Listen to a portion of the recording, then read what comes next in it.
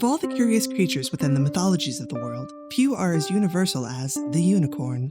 The often equine and always single-horned beast appears in the natural historical writings and myths of early Mesopotamia, ancient Greece, India, and China, and even certain translations of the Bible. Perhaps an example of the collective unconscious, or of a far more enlightening exchange within the ancient world than we surmise. The cultural saturation of the unicorn in the world bygone is rivaled only by its use in modern media. While we may expect unicorns to be found in the Greek mythological canon, they are not. Instead, they are featured heavily in many Greek writers' accounts of what are now considered early texts of natural history. A natural historian of ancient Greece first heard of animals that resemble our modern understanding of unicorns while living in Persia, and indeed, relief sculptures from similar times have been found in modern-day Iran. Pliny the Elder of ancient Rome mentioned a very fierce animal called the monoceros, which has the head of a stag, the feet of an elephant, and the tail of a boar, while the rest of the body is like that of a horse. He wrote of a deep, lowing noise and a single jet-black horn projecting from the middle of its forehead. It sounds very similar to the ancient Chinese, Vietnamese, and Japanese versions of what those cultures may think of as a unicorn. The descriptions of unicorns in antiquity are often just that, descriptions.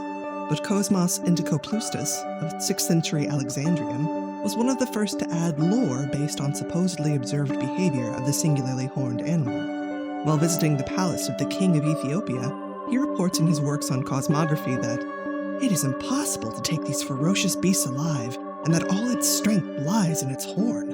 When it finds itself pursued and in danger of capture, it throws itself from a precipice and turns itself in such a way that all the shock is taken upon the horn, and so it escapes, safe and sound.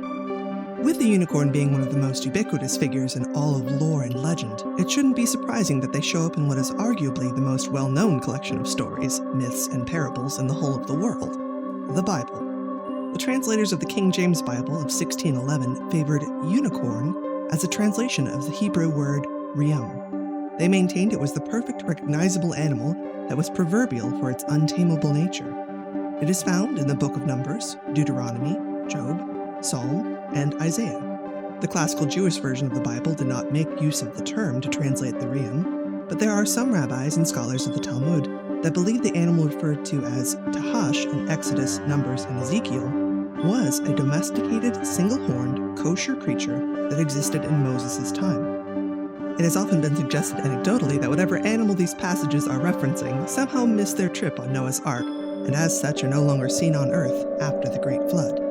But as it will be proven time and time again, the lack of physical presence does little to keep the unicorn out of the cultural conversation. Perhaps the most definitive version of the unicorn that continued to shape our understanding of the animal into modern Western culture came from the collection of tales from the European Middle Ages.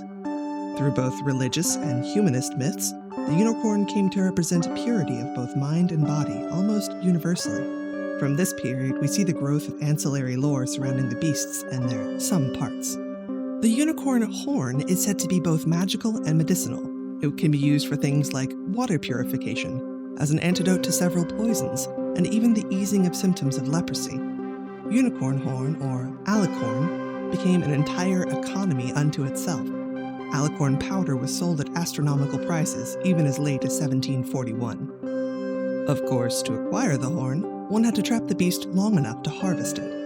According to legend, this is no easy task. Leonardo da Vinci wrote on the most commonly discussed method of unicorn hunting, entrapment by a virgin.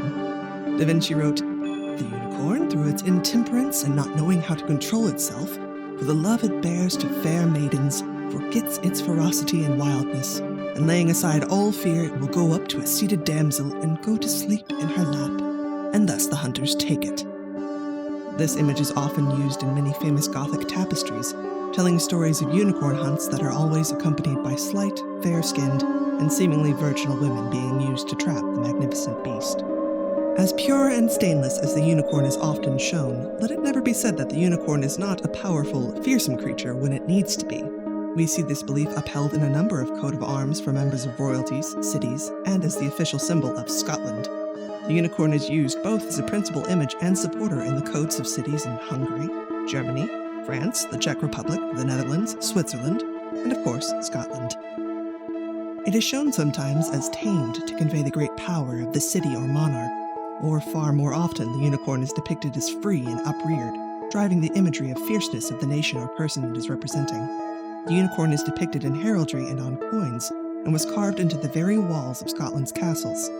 In Scottish heraldry, there is an understanding that the unicorn is the only natural enemy of the great lion, in this case the great English lion, thus displaying the desire for independence from England. A symbol of both strength and grace, of earthly power and divinity, it is certainly possible, probable even, that the unicorn never lived on the earth. But the unicorn has and will continue to exist, a life and lineage as long as the beast's magnificent horn.